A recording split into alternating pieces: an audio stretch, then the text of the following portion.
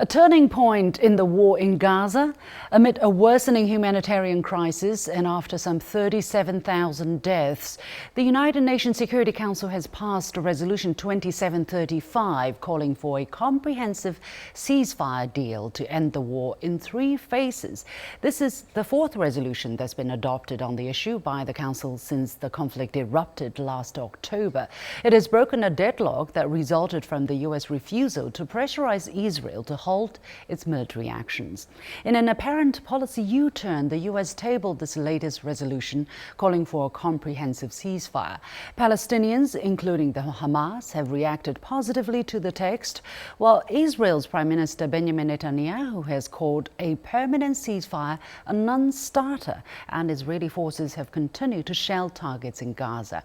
Could Resolution 2735 mark a turning point in the conflict? Will it be implemented on the ground? And what could be the reasons behind the changing U.S. stance? I'm pleased to be joined from Shanghai by Professor Zhang Chuchu, School of International Relations and Public Affairs at Fudan University, and from Washington, D.C. by Dr. Trita Parsi, Executive Vice President at Quincy Institute for Responsible Statecraft.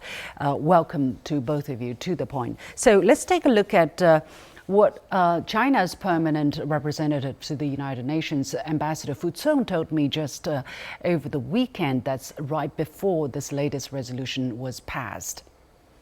Well, actually, I think it is important that the Security Council keep the pressure on Israel, and I would say on the United States as well, and in order to have an immediate ceasefire. Professor Zhang, let me go to you first. Has that pressure from the international community worked?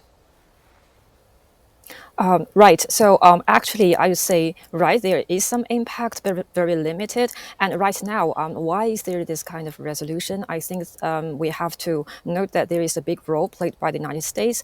And at the moment, I think that right now, Biden just wants to bring Hamas and Israel at least to enter this process of negotiation, because originally they didn't want to negotiate with each other and just blame each other for not being able to reach an agreement. And right now, Biden wants to say, okay, no excuse for both sides, because he's very concerned about his own presidential election, and he's very concerned about the conflict's impact on that. So right now, he just wants to say, we start to enter the process, let the United States audience and international community know that at least we have some progress. But in fact, he knows that it is not easy. And that is why he has plan Bs. First of all, in this proposal, we have to know that it is mentioned if the negotiations take longer than 6 weeks for phase 1, then the ceasefire is going to continue as long as negotiation continues. Right. That indicates that maybe it's not going to work very well. And secondly, there is another plan B, that is President Biden's administration officials are discussing the possibility to negotiate a separate agreement with Hamas and mediated by Qatar, which is to release at least 5 American hostages. So that also indicates that Biden is actually prepared for it not going very well. Well, for those who have not followed the development closely, here are some main points of this resolution. It outlines, as I said, a 3-phase plan, starting with an immediate ceasefire, the release of some vulnerable hostages in exchange for Palestinians held in Israeli prisons, and the return of displaced Gazans. The second phase would call for a permanent end to hostilities, while the third phase involves a multi-year reconstruction plan for Gaza and the return of the remains of deceased Israeli hostages. Dr. Parsi, help us understand how this deal is designed to work. Is there a specific timeline? Well, as you mentioned, there is a timeline of 12 weeks or 6 weeks for the first phase. But I have to say, I'm rather skeptical of this whole thing to begin with. Much of this proposal is very similar to proposals that were on the table much earlier. Nothing will actually be really serious until we see clear indications from the Biden administration that they are willing to allow the international community to put real pressure on Israel if it doesn't end its war crimes in Gaza. That means, for instance, allowing the Security Council to put teeth and power behind the ruling of the International Criminal Court and the ICJ, the International Court of Justice, that demanded an end to Israel's operations in Rafah. And the International Court of Justice's rulings are binding. There was a resolution by Algeria that would have very simply endorsed the ruling of the International Court of Justice and essentially given it the Security Council's backing, which was needed in order for it to be implemented, since the ICJ doesn't have implementation power on its own. The United States prevented that from passing and instead put forward this resolution that everyone is in support of, because it's the basis of what has been negotiated from the very beginning. There's nothing necessarily new in this. But it prevented the actual pressure that is needed to get Israel to stop. I think it should also be noted that the United States said, when it introduced this resolution, that this resolution, this idea, was Israel's idea.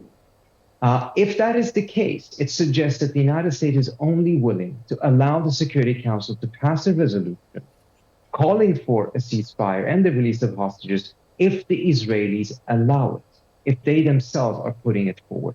But if Israel does not, then the United States, as it now has 3 times, will veto that resolution. What you're seeing here is the United States following the Israelis rather than pressuring the Israelis. And as long as that is the case, I don't think we will see an end to the fight. Well, as you mentioned, since the outbreak of the current conflict, the United States has vetoed several resolutions, at least 3 at the UN Security Council, which calls for an immediate ceasefire. This time, it ostensibly is proposing a ceasefire deal agreement, and Secretary Blinken is very busy touring the Middle East in its 8th effort to mediate. Dr. Parsi, do you think we're seeing just optics here? Is the U.S. sincere at all? I think this is frankly mostly optics. Secretary Biden has made it clear, if this resolution is not implemented, it is Hamas's fault. So it's already made clear that if it doesn't work out, and which they're prepared for, it will only lead to more pressure on Hamas. Whereas in reality, the ones that are committing the war crimes in Gaza right now that has killed more than 40,000 people are the Israelis. And the United States is not ready to put any real pressure on them. And it's not even allowing the Security Council to do what it should be doing, which is to make sure that the International Court of Justice's demands are actually implemented.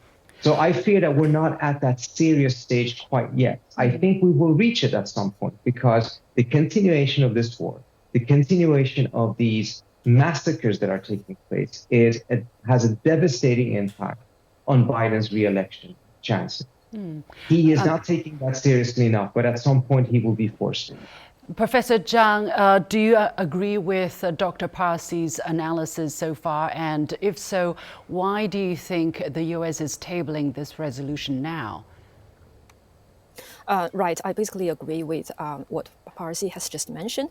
And I think that right now what Biden hopes is to enter the phase of the ceasefire. So as you mentioned, the timing is very important, because right now the United States presidential election is approaching. And imagine that, okay, the Gaza war continues, and right before the election, there is a fierce attack which results in a humanitarian crisis. Then Biden is going to be blamed for his lack of ability to control the situation. And for sure, Trump is going to criticize him. So he wants a ceasefire at the moment. At least he wants to show to the audience that he has really made an effort.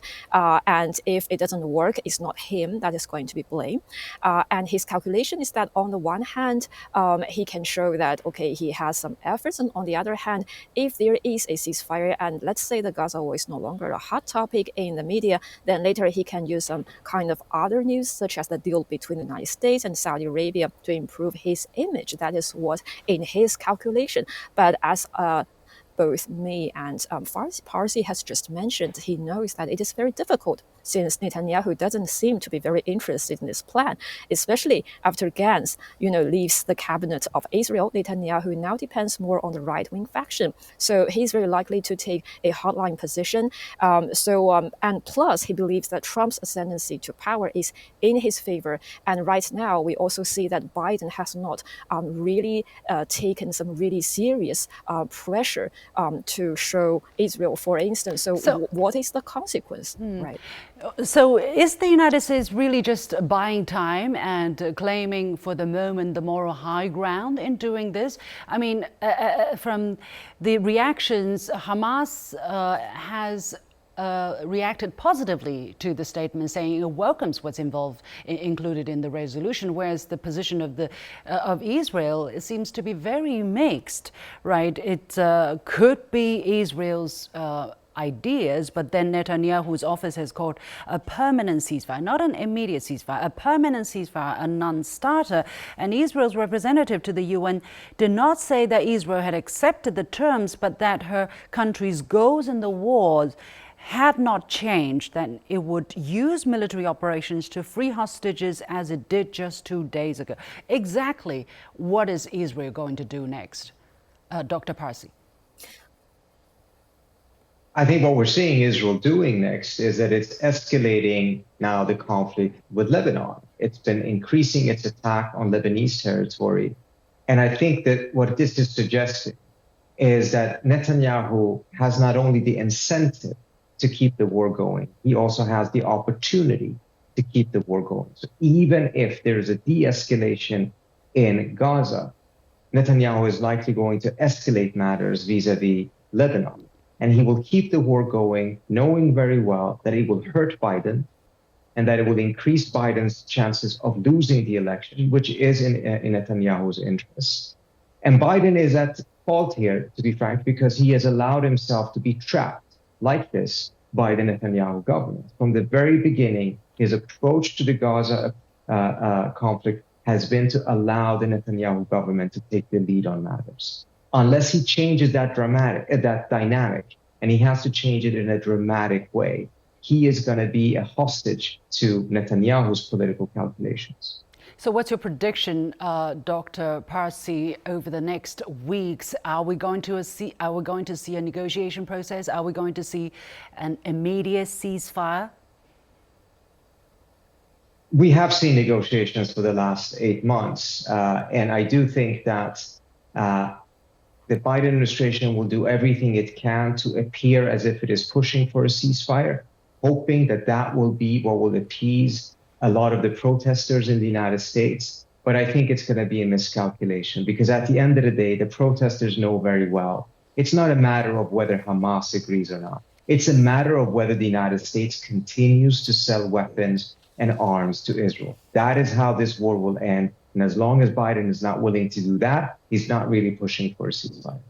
All right, we're going to leave it there for the time being. Many thanks to Professor Zhang Chuchu from the School of International Relations and Public Affairs at Fudan University and Dr. Trita Parsi, Executive Vice President at Quincy Institute for Responsible Statecraft.